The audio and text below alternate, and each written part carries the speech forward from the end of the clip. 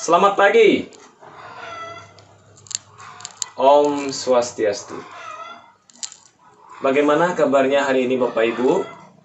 Sehat ya? Mudah-mudahan kita semua senantiasa diberikan kesehatan. Kita diberikan keselamatan dalam melaksanakan tugas-tugas kita.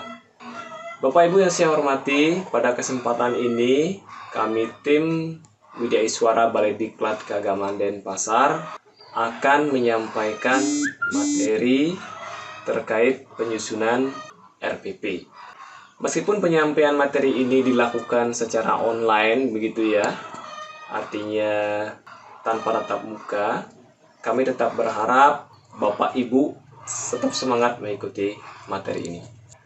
Pada sesi ini, materi yang pertama yang akan kami sampaikan adalah pemetaan KIKD. Mungkin Bapak Ibu merasa bahwa materi ini bukanlah materi yang baru gitu ya.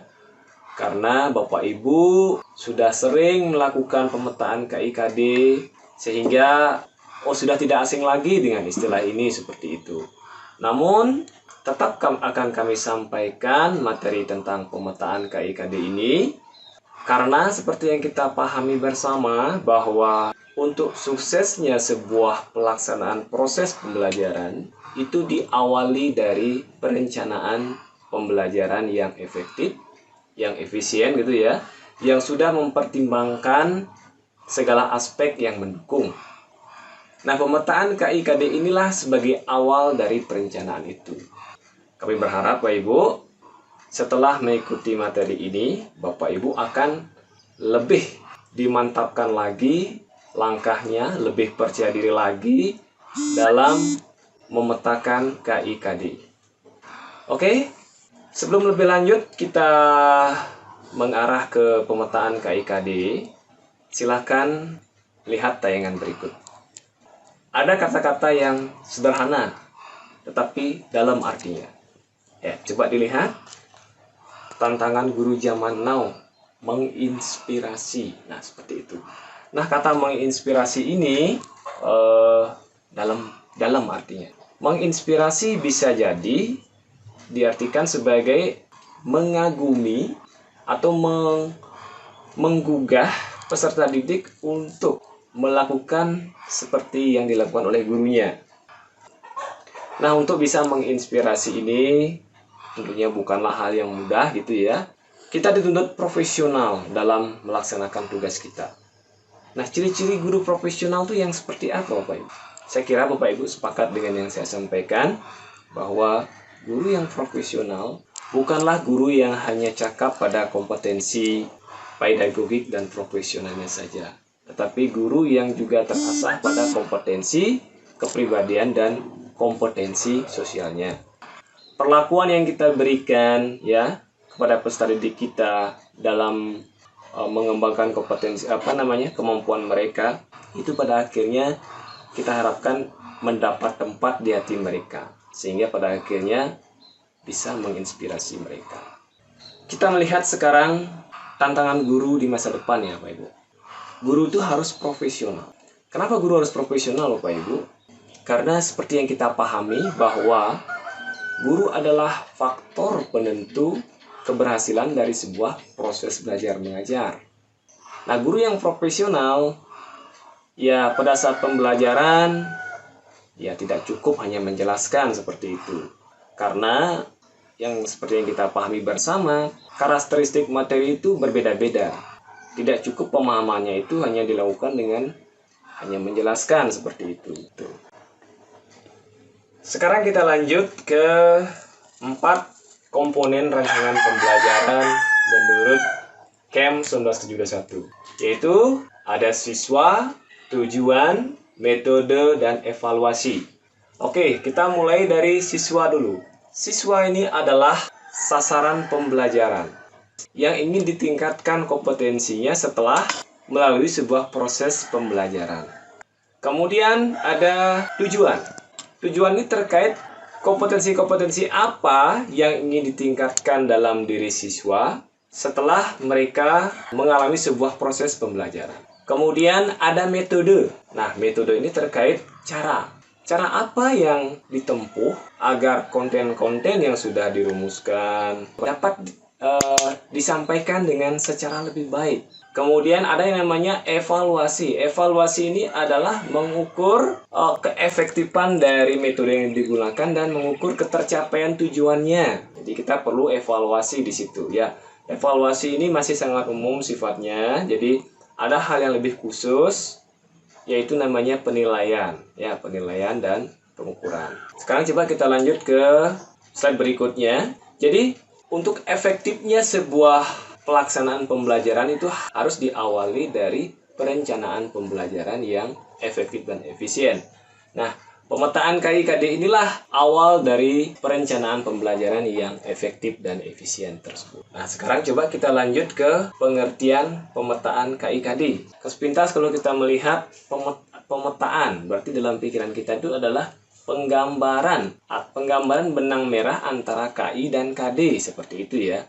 Nah, ternyata pemetaan KI-KD itu tidak sebatas pada hubungan antara KI dan KD-KD yang ada pada mata pelajaran tertentu gitu, tidak. Tetapi ada analisis yang lebih dalam atau keterkaitan yang lebih dalam. KI dan KD ini coba dikaitkan dengan indikator pencapaian kompetensinya, kemudian dikaitkan dengan materi, dikaitkan juga dengan metodenya dan teknik penilaiannya.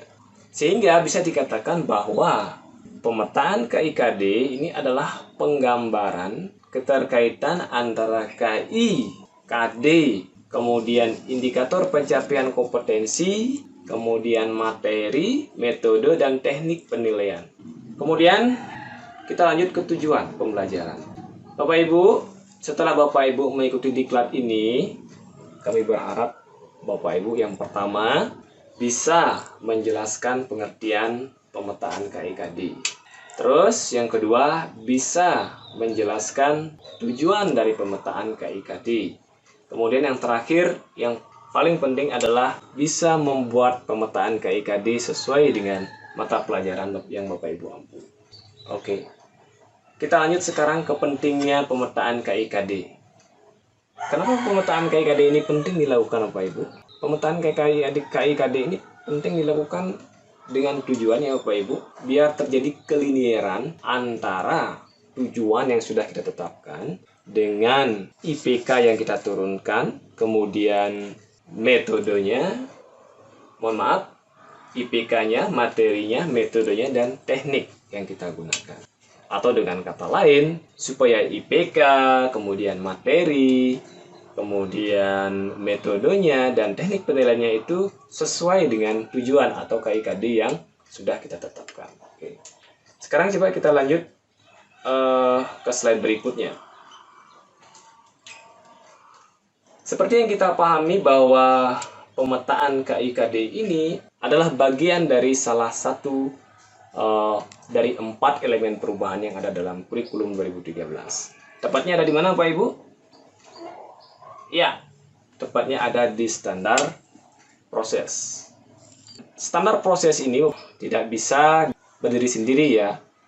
Antara standar kompetensi lulusan, standar isi, standar proses, dan standar penilaian ini terkait satu sama lainnya. Kita awali dari standar kompetensi lulusan. Standar kompetensi lulusan ini adalah kriteria terkait kompetensi apa yang harus dimiliki oleh peserta didik setelah dia menamatkan dirinya pada jenjang pendidikan tertentu. SKL ini mencakup ranah afektif, kognitif, dan psikomotorik. Kemudian kita lanjut sekarang ke standar isi. Standar isi ini adalah kriteria terkait materi-materi apa yang harus diberikan kepada peserta didik sehingga dia bisa memenuhi standar kompetensi standar kompetensi lulusan yang sudah ditetapkan. Sekarang kita lanjut ke standar proses. Standar proses adalah kriteria pelaksanaan pembelajaran, kriteria pelaksanaan penyampaian konten-konten yang ada dalam standar isi bagaimana sehingga bisa tersampaikan dengan baik. Demikian. Kemudian ada yang namanya standar penilaian. Standar penilaian ini adalah kriteria terkait bagaimana mengukur ketercapaian dari sebuah standar proses seperti itu. Sekarang kita lanjut ke dasar hukum yang menaungi keempat standar yang sudah kita sebutkan tadi. Oke, seperti yang Bapak Ibu sudah pahami bersama, jadi standar kompetensi lulusan itu ada di Permendikbud nomor 20 tahun 2016. Kemudian standar isinya ada di Permendikbud nomor 21. Standar prosesnya di Permendikbud nomor 22 dan standar penilaiannya di Permendikbud nomor 23 tahun 2016.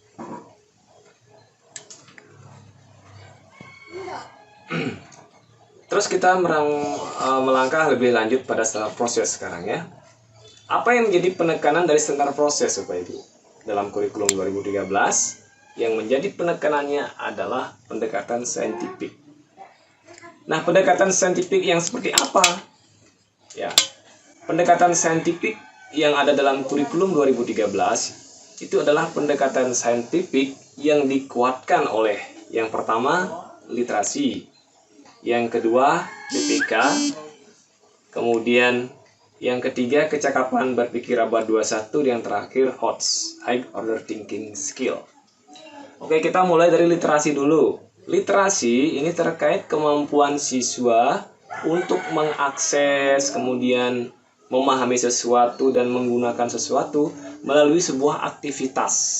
Aktivitas ini bisa dalam bentuk membaca, menulis, atau melakukan sesuatu. Kemudian PPK, penguatan pendidikan karakter. Jadi penekanan dalam proses pembelajaran, penekanannya itu tidak hanya sebatas pada aspek kognitif dan psikomotorik saja, tetapi penekanan pada poin sikap menjadi hal yang sangat penting dan harus dilakukan selama proses pembelajaran. Apalagi guru pendidikan agama dan PPKN. Karena apa Pak Ibu? Karena penurunan indikator dari KD dari KI 3 dan KI 4 untuk mata pelajaran agama ini linear dengan penurunan KD dari KI 2 dan KI 1. Kemudian ada kecakapan berpikir abad 21, diantaranya ada creativity, kemudian critical thinking, collaboration, communication. Jadi kemudian ada HOTS. HOTS ini adalah High Order Thinking Skill, kemampuan berpikir tingkat tinggi. Jadi ketika kita kaitkan dengan taksonomi Bloom, ketika sudah mencapai level C4 ke atas, berarti C4 ke atas itu berarti mulai dari menganalisis, kemudian mengevaluasi sampai mencipta, berarti tataran berpikirnya itu sudah HOTS. Oke, sekarang kita lanjut ke kecakapan berpikir abad 21, ada berpikir kritis, critical thinking gitu ya. Ada creativity, collaboration, dan communication. Kita mulai dari critical thinking. Nah, ketika dalam proses pembelajaran, guru sudah menerapkan saintifik pada fase menanya. Pada fase menanya artinya ada sesuatu yang ingin diketahui oleh siswa, berarti pada saat itu ada rasa ingin tahu ya, berarti ada berpikir kritisnya di situ. Kemudian ketika dia berusaha mengaitkan materi dengan yang sudah dipahami sebelumnya, berarti ada fase berpikir kritis. Kemudian coba kita lihat sekarang ke collaboration. Pada fase mengumpulkan informasi dan mengasosiasi dalam saintifik ya, siswa kan bekerja sama dalam kelompoknya untuk menemukan jawaban-jawaban yang belum diketahuinya. Berarti dia sudah memasuki fase collaboration. Ketika didik berusaha meramu jawaban-jawaban yang ada, di situ dia ada kreativitasnya di situ. Dia coba mengaitkan jawaban yang mereka dapatkan, kemudian mereka cari referensi dari sumber lain seperti internet, seperti itu. Sehingga itu ada proses kreativitas di situ untuk menemukan jawaban yang pas. Kemudian ada namanya communication. Jadi ketika siswa diberikan kesempatan untuk presentasi, berarti di situ sudah memunculkan fase communication-nya. Oke, sekarang kita lanjut ke alur pemetaan KIKD ya Bapak Ibu. Bagaimana alur pemetaan KIKD Bapak Ibu? Ya seperti yang sudah Bapak Ibu laksanakan, bahwa pemetaan KIKD itu dimulai dari KD KI 3 dulu ya. kemudian dilanjutkan dengan KD dari KI4 ya. Nah, dia adalah pasangan. Kemudian setelah itu baru diturunkan ke KD dari KI2 dan KI1-nya. Sekarang kita lanjut. Hasil pemetaan dari KI-KD ini dituangkan ke dalam Protafromes. Nah, ke dalam Protafromes ini sudah muncul alokasi waktu. Kemudian dari Protafromes ini kita harapkan Bapak Ibu nanti bisa membuat perencanaan pembelajaran dalam bentuk silabus. Di mana Bapak Ibu sudah ketahui bersama bahwa silabus adalah cikal bakal dari penyusunan RPP. Seperti itu. Nah, kita sekarang penekanannya itu fokus pada prosesnya, senar prosesnya.